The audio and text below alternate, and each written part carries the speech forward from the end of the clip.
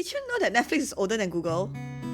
Netflix started in 1997. That's like 28 years of evolution from DVD by mail to global streaming beast. Today, over 300 million members in more than 190 countries are watching everything from K-drama to dark documentaries to cozy rom-coms. But that's not what we are here for today. We're not talking about content. We're going to talk about strategy. Okay, let's start with infrastructure. It's going to be a little bit technical, but listen to me. Netflix doesn't rely on third-party CDNs like most platforms. They build their own. It's called Open Connect. This is their custom content delivery network that literally install Netflix servers inside ISPs across the world to reduce buffering.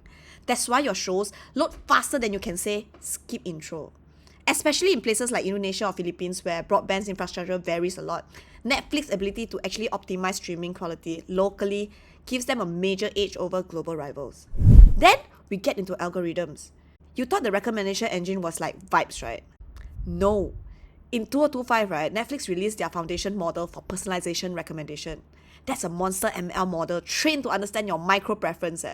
The actors you like, pacing you prefer, emotional tone you tend to watch at 2 a.m. And yes, even thumbnails are customized. If you realize, when you're into trailers, Netflix might show you very scary poster for the same rom-com someone else is actually seeing as a cute and cozy one. But it's not just tech for tech's sake. It's infrastructure that powers attention, and attention is the new oil. Let's talk about campaigns, okay? I'm more interested in that. Because Netflix doesn't just release shows, they build moments. Like Squid Games. The marketing wasn't just trailers. They recreate the red light, green light dolls in public spaces. I'm sure you saw pop-up, social challenges, memes. It's almost impossible to scroll your feed without seeing someone in tracksuit. Netflix global marketing team runs what they call title marketing. That means every show becomes its own brand. Each campaign has own custom strategy, art, social tone, rollout plan. And here's a sharp move. You know the creative decisions don't come from LA. They stay so close to the show. Then they localize execution across market. That's why Singapore or Bangkok gets tailored key visuals or PR collabs. Hong Kong might push a little title from local influencer, while Philippines does like interactive pop-up. You know, Netflix recently handed Southeast Asia and Taiwan media duties to Hakuhubo H+ agency. Big move to localize, not just messaging, but media buying too. It shows how much Netflix cares and get regional tone right. Okay, let's zoom into SEA, Southeast Asia, and Hong Kong, Taiwan. Netflix leads premium streaming viewership in many Southeast Asian markets. But it's not just because of content. They adapt experience. Mobile-first UI, cheaper ad-supported plan, local language, subs and dubs. You know how Netflix used to drop like a whole season at once and everyone would just binge the hell out of it over the weekend? Full season, no waiting. That used to be their thing, right? Binge culture. But now it's a bit different. We all kind of overwhelmed. Too many subscriptions. Suddenly you're paying for 5 things and you're barely using it. That's subscription fatigue. Now they do a mix.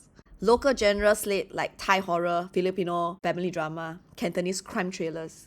In Taiwan, shows like Wave Makers or Forget You Not top the chart. And that's when you know Netflix isn't just producing local stories. They're exporting cultural resonance. They figured out that it's about belonging. People want to see stories that feels like home. You know what's wild? In some markets, Netflix thumbnails A/B testing, it's more than 200 plus variations just to let you to click it. They actually engineer the digital behaviors. And also, you know, Netflix trailers are also cut differently by regions. Even the music swapped to match emotion tone preferred by each culture. They launch games, they build fandoms, they license merch, they expand into live events. This is a whole entire IP ecosystem thinking. And there's cross-platform synergy connected to experiences across devices from games to social media. The ad-supported tier, right, is less about revenue, but more about activating the dormant users and reducing churn in price-sensitive markets. This is what digital dominance looks like. They build a system where tech fuels marketing, marketing fuels culture, and culture fuels back into content. They balance global scale into local nuances. They turn every title into a brand, every campaign into a moment, and every viewer to a fan. Netflix buys time to serve you the next obsession.